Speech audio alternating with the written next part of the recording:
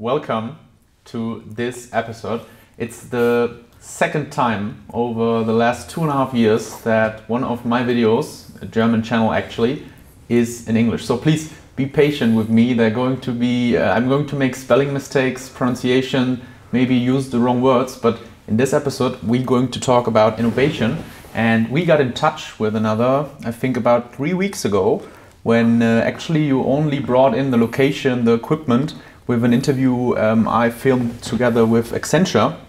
And yeah, you've been telling me about your business. You're working in the innovation field since years. And yeah, I just want to talk about how you came to where you are today. So Nelson, Mr. Inno in my eyes, feel free to introduce yourself. Yeah, thanks Moritz. So my name is Nelson, and what you should know is I come from a little country called El Salvador, and I moved to Germany around 11 years ago. I moved here to study, but eventually I found my way. I ended up working for a big German airline. There's not many many options, right, to say which one it is. And since around 2 years and some months, I started my own innovation company, and then a second, let's say, social project. And just around 1 month ago, a third company going into the virtual reality and metaverse industry. It's fun. It seems like every March something happens. It's been quite a trend, but yeah. Yeah, just help us on your journey. So how did this all start out? We're going to talk about fake innovation consultants, high bills, and a lot more. Yeah. But yeah, when did you get in touch with innovation for the very first time? With innovation. So that was when I was already working at Lufthansa. Now, you know, the company was in Lufthansa Systems. When I joined Lufthansa, there was this program called the Pro Team, which is some sort of like prestigious program. So you get an idea. This program is supposed to bring different people together that have totally different perspectives and that could kind of like lead Lufthansa in the right way. I was joining Generation 30, but for example, Generation 1 is the lovely CEO from the company, so that it tells you a little bit about the program. And while I was doing this program, I could select which project to take in which Lufthansa group company quite freely, apart from doing really nice trips like to the India to, you know, like find myself and like my spirit self and my real purpose and these sort of things. But when I was back in Germany, I just had like a one week design thinking workshop was at this time.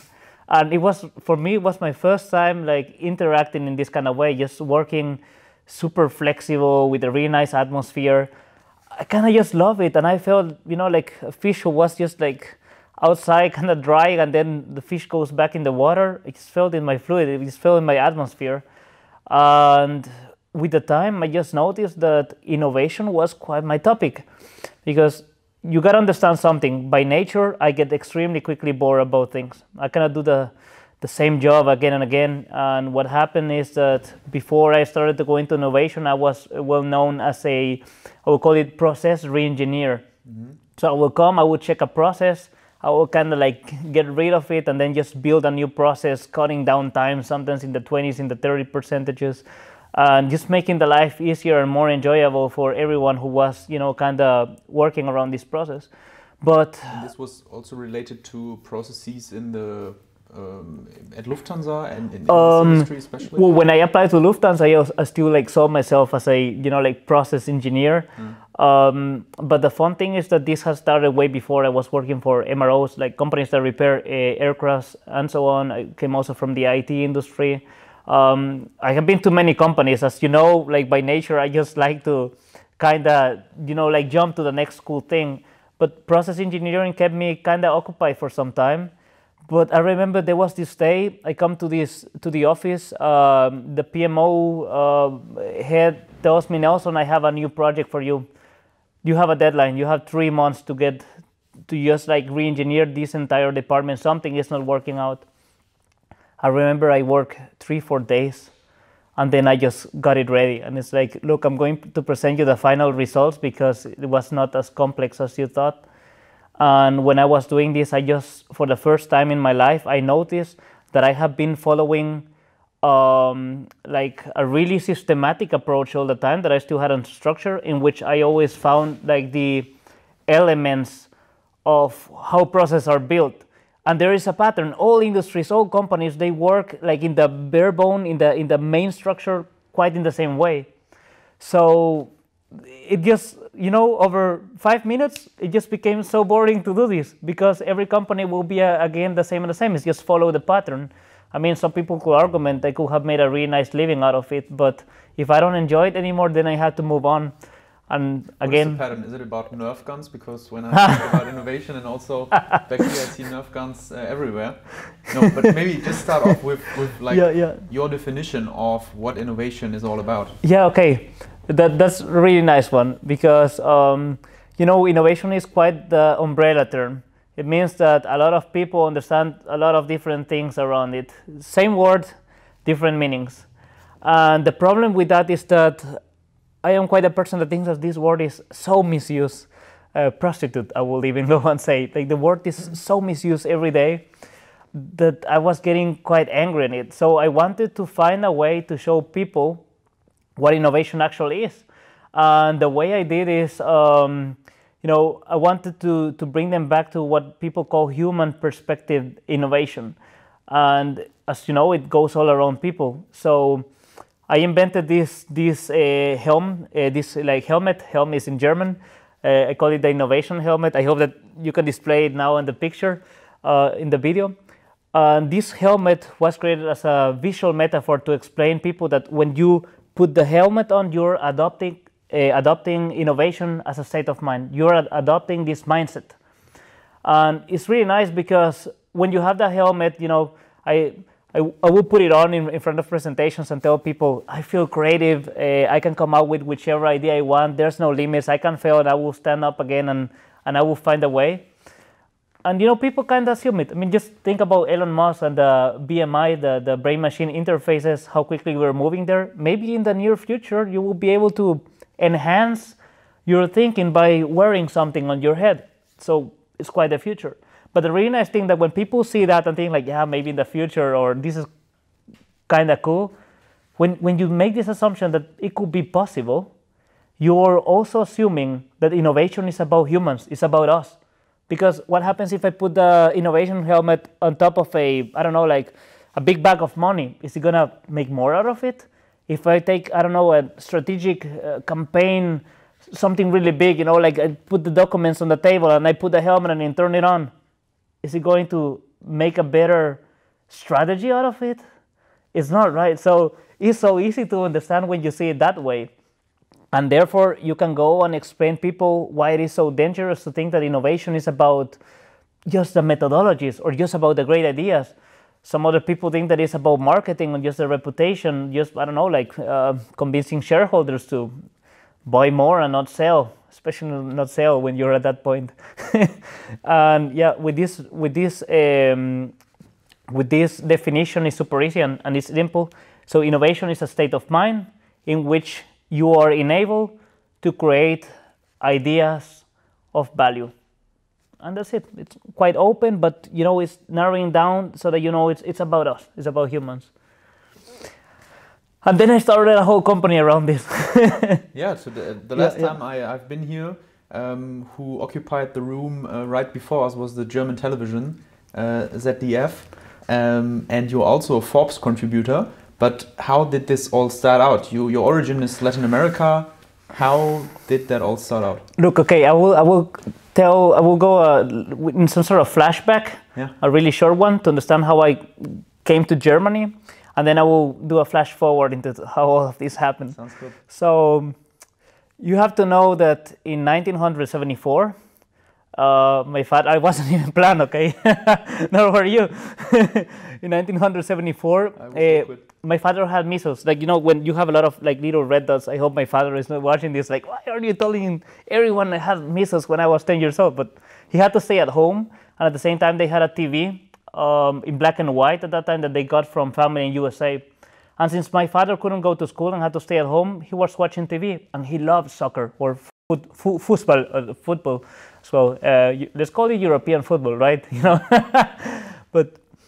And before each game, they will always show a documentary about the city where the game was going to take place. And as I believe almost everyone know here watching this is a year where the World Championship of football or soccer took place in Germany. So he was seeing this like 1 hour documentaries about the citizens, like, oh, the people, they look so white. Funny because I haven't gotten some, so I'm probably whiter than the people on this TV. But like, the people, I don't know, they look so different. They dress differently, and the cars, they look so futuristic and luxurious. I mean, German cars. Imagine looking German cars on the TV in 1974 from a third world country in Middle America. And the roof's triangular. There's no cables with electricity over the roof. So my father was extremely, excited about Germany and thought, wow, this is a really cool place to be. So this thinking kind of developed over the years he wanted to do something around Germany. And at the end, the result is that he wanted that whenever he has a son or a daughter, they should kind of go to Germany and study there and make their living there. So this is how I is how I landed. I ended up going to German school, and my two little sisters as well, the three of us. Strong and early vision. Yeah, it's super fun, all because of TV, right? And now flash forward, you have to take into account that coming from a country with lots of needs and then to a place where things are, let's say, like facilitated. And then on the other hand, a little bit like slowed down by bureaucracy, but let's stay with the facilitated. I always had this kind of need of helping others, if I could. Let's say that because I came from El Salvador and landed in Germany, there's this social responsibility need inside of me, quite telling me like, what are you gonna do today for the place where you came from, right? And we're doing a lot now, I can tell later, but because of this, at the beginning of the pandemic, the German government had this big hackathon, right? It was officially organized by the German government. There were a lot of like really big institutions behind it. And suddenly, with a lot of applications, it came up to be the biggest hackathon in the history. Yeah, it was just the largest, at least online, right? Because we couldn't go together. And I just had the feeling, I just knew it was a call for me. It's like, I gotta participate in this. And it was like my business in this moment turned down. I mean, innovation budget is the first one that everyone cuts.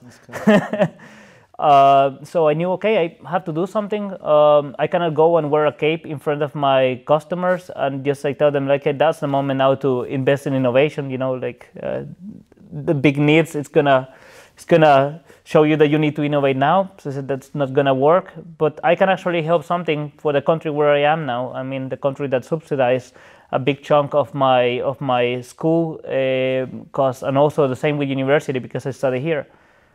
So I made a post on LinkedIn and said like, this hackathon is happening. This is the moment to help. Join me. And over 40 people came back to me, writing me messages back, and a lot of people were reacting to it. And it's like, Nelson, I don't know what we're gonna do, but if you're in, I don't have to sleep for an entire weekend. I know Friday, because the hackathon is 48 hours that are extremely intensive. And it's like, I don't care what we do, I will join you. I believe this is the right call. And one person asked me, called Andreas. Andreas told me, Nelson, I have a group of, we're 3 people, and I have an idea. Should we join? Like, we will be a bigger group. So within some hours, we started to become the most popular project in the hackathon. And yeah, we remain like the most popular project in terms of reactions, likes, and everything. And everybody was talking at this time about Karma Courier, that it was a platform that facilitates people who need help to find people who can provide help, just like in summary.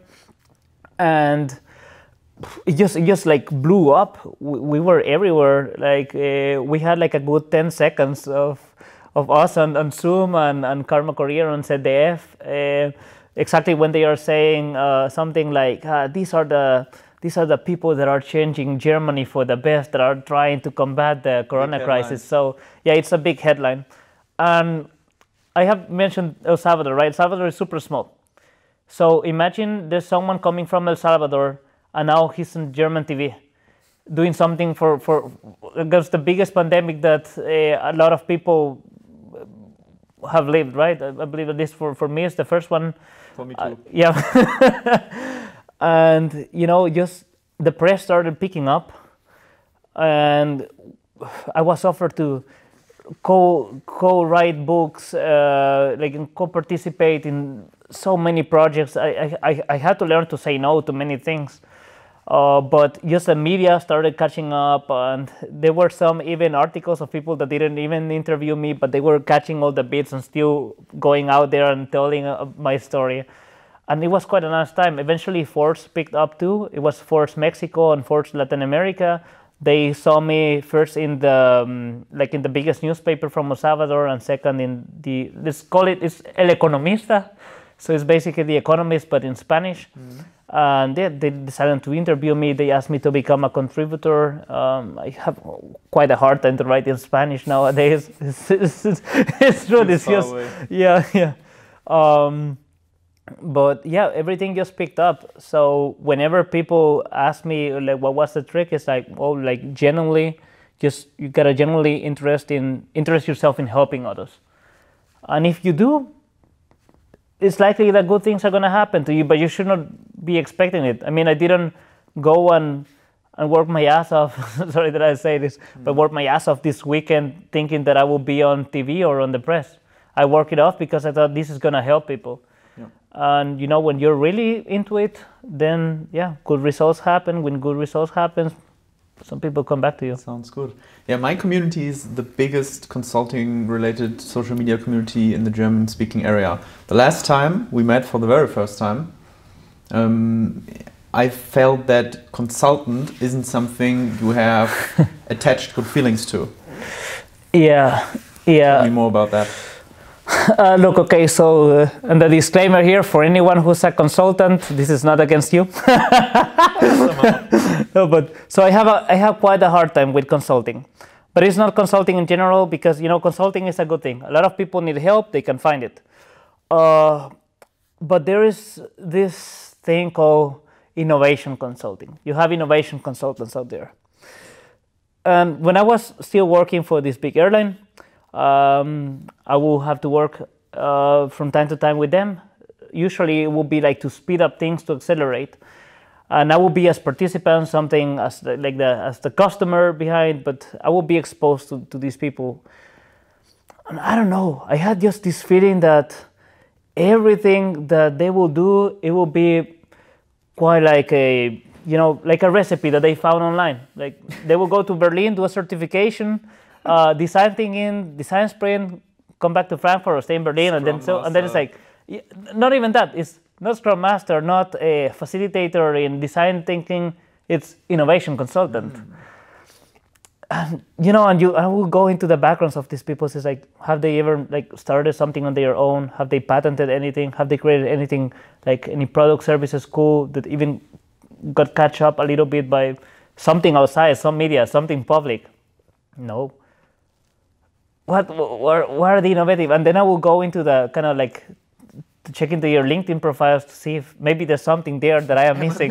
Yeah, I am missing something. I mean, I get the consultant part. Good. I mean, very good people. I'm sure they could have done the best strategy reports, whatever. But the innovation was missing. You will see if somebody ever wrote an article, it will be something, just a structure, taking something else, slightly adapting it, and then just taking it out.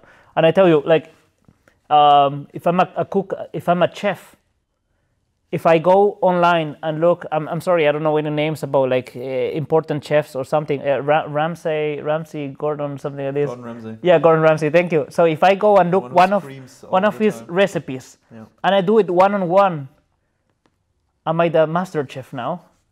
No. So that's the question, right? And yeah, so I always felt that, just telling people things that you could do, and just telling them things that they already knew, just in a more structured way, is not enough to say, this is the value of actually being an innovation consultant.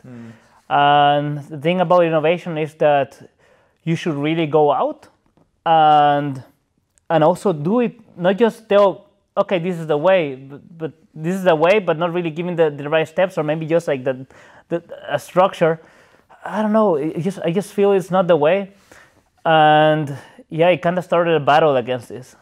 So the first thing that I did, and anybody who's watching here, in case you know anything, I'm happy to protect my claim, but I came and made a claim.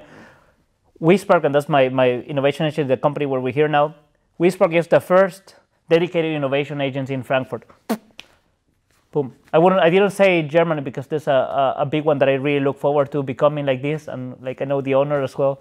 But at least in Frankfurt, I did this claim, right? And until now, just like 2 or 3 people have tried to challenge it. But when they hear me talking, they are like, no, it's okay. You know, it's yeah, you really proved yourself. Yeah. So you told me upfront that you also been thinking about an innovation chip in the very first beginning. And there's also a big credit in the room. Yeah, Can you tell me more about that? Okay, listen, this is, you have to understand, this is my dream. So when I barely show you, maybe we can show a screen. I will send you a picture so that you can show on screen what I was thinking about. When I was still an innovation manager at this big corporate, I said, I have a really cool idea. I want to build an innovation space. And what better than having a space that is flexible and that can be big and that I can buy than a ship. It's so crazy, but I went, you have no idea. I remember one day I took the day free during the middle of the week, and I went to every single ship, started talking with captains, talking with owners of people who own ships and ship companies here in Frankfurt. I started learning a lot about it. Then I started developing the business model. I went so far that I had from one company north of Berlin, like on the North Sea, they designed and adapted one ship model for me. It was like 37 pages. Yeah, very impressive. I had so this millionaire guy who had his own like private little bank who will vouch for me so that we can get 2.1 million euros to build the ship. And you know, it's crazy because how do you get investors for this? 13 months, you pay around 1,050,000 up front, and then 13 months you're building the ship. And then after these 13 months, you pay the other half, and then you can start operating, and you have 2.1 million euros already in cost. It just gets crazy. So I said, okay, let's test let's validate the business model. And the easiest way is, okay, I have 2 ways of doing it. I can do it the hard way and really learn it if the business model really works, or just trying to rent a ship and running workshops there. But the second part was really unexciting. So I said, I'm going to build my own innovation space. Mm-hmm. So I remember I went to the Sparkasse. I had this pitch. I was still working for corporate, but I went there. I had this pitch. I created the model of the room in 3D. What did they say? What did someone from Sparkasse say when they took a look at your business plan? They were like, and then I said like, look, I'm not gonna talk a lot about it. I'm gonna let you go into the place. And they're really. So I took one VR headset out, and this guy wasn't. I'm a little bit ashamed because this was his first VR experience. So I would have loved that the first VR experience that they will have will be something like what you can do here, right? With real actual VR powered by IPC and like the full experience. But still, for this guy, he puts the headset, and he's just there. He's in the room. He's looking around, and there's this really cool music. Like the logo at this time, the company will have been called like, I believe it will be like InnoFlow or InnoShip, and then there's like InnoSpace without a ship, and the logo appears and it's just floating there, and then you can look around, and he's like, wow. And then the other guy, he's just like waiting, like, what are you seeing? Please let me check. So because it's 2 full minutes of explaining the experience, and then he puts it on, and then they are just fully convinced. We go on, we start working, doing a lot of paperwork, and basically they say that around 100,000 euros they are in. They just need one more thing. They want actually for me to have the place, at least start the negotiation so that we can do a proper calculation. But it looked really well, and I can tell you because I had a second time another approach with them that actually we went through the whole process. Just they were missing my last signature for get a credit for something else. I knew that they would have worked, but I got a little bit of cold feet. And I'm glad that I did at this moment because I operated for around 6 months before the pandemic actually started.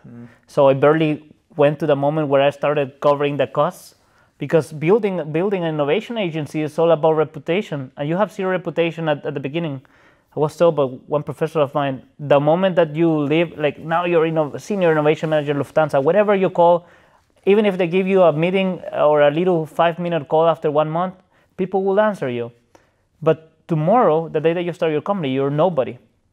So he asked me, that was like 3 years before I started my company, he told me start building a reputation then. So I started writing articles about innovation spaces. You started crafting your personal brand. Yeah, exactly. Creating a strong personal brand, and the people know, oh, innovation, let's go to Nelson. So that quite facilitated things, but... How important was that personal brand 3 years back then? So if you take the perspective from now on. At this moment, like when it was 3 years back then, I would never know how important it was. Today, I know that if we survive the crisis, and a lot of really cool big things happen for my company, way bigger than they would have happened if there would have been no pandemic. Quite a sweet sour taste, right? But I really have to say that a lot of it is because I was building this reputation before, because I genuinely started helping people way before I actually started weSpark. And you see, it's the same, again, this is the kind of like elemental pattern that we were talking before when I was telling about the hackathon. Same, it's like I started helping people out, just giving all the knowledge away. I had people approach me and telling me,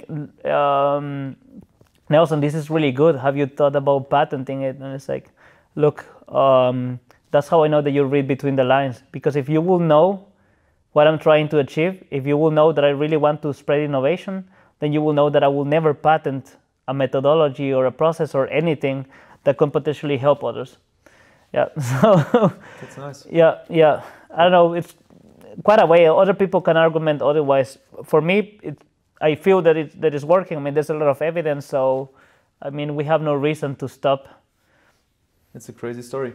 What would you recommend for people listening here that also want to pursue a path that you are going? Well, if they want to join innovation, like definitely start following us.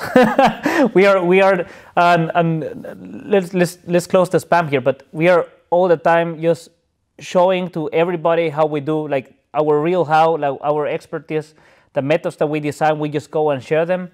So that will be a way. But eventually, now skip aside, because you can just go out and watch other people that are experts and start learning from them. But maybe the most important thing will be that they start putting themselves in the same like foot where we are, in the same shoes that we are, so to say. They should also start learning others, because to do whatever in life, if you want to become an expert, the only way to become an expert is to start exposing yourself as one, start teaching something. And many times people will come and approach and tell you like, that's not quite it, right? And you will learn. Maybe some people will like say publicly, like, shame on you. This is just it's also a lot about resilience, right? Yeah, exactly. But that's the fastest way of learning, because how can you learn if you're not telling everyone else out there? So that would be the one thing from the methodologies, kind of skills parts and so on. But then you have, so that's like knowledge and skills, right? But then you have the other side, and that's like the mindset. And for the mindset, there's no shortcut. There's no way of learning mindset. You can adopt mindset, but it takes a long time. There's this, I'm sorry, I don't know who did this quote, but there's this thing, at least I learned it from Chris Do. Last time that I saw this, that the 5 people that you are surrounded the most, around, like the 5 people that you see the most, they influence you, like who you are and how you act a lot. So they influence your mindset. So maybe get in contact back with that entrepreneur friend that you have. Maybe get in contact with that super innovative, creative person that you have around you.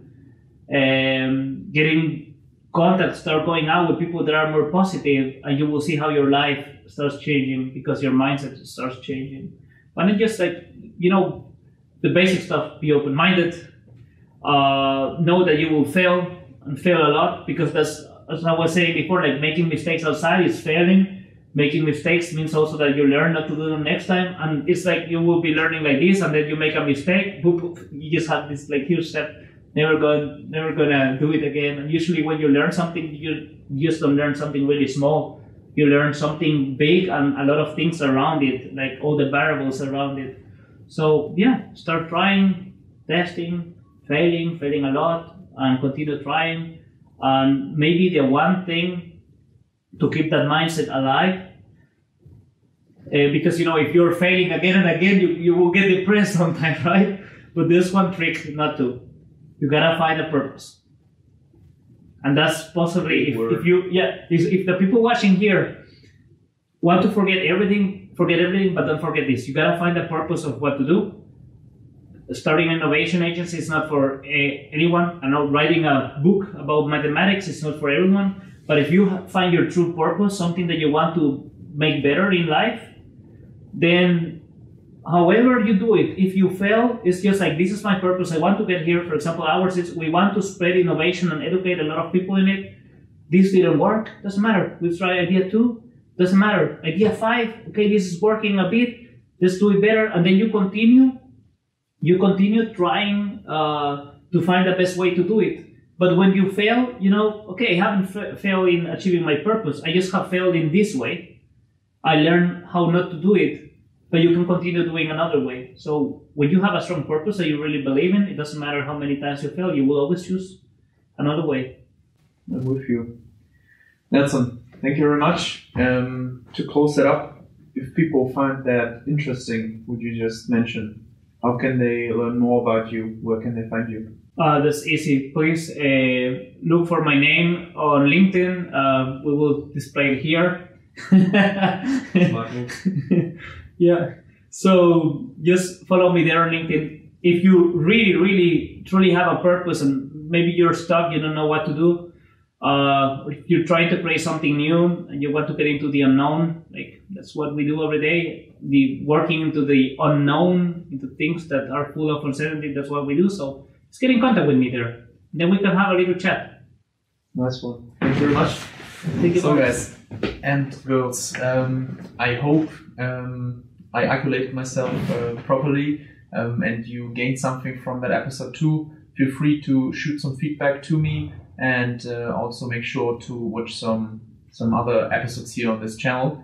And yeah, thank you very much, and see you next time when it's all about consulting.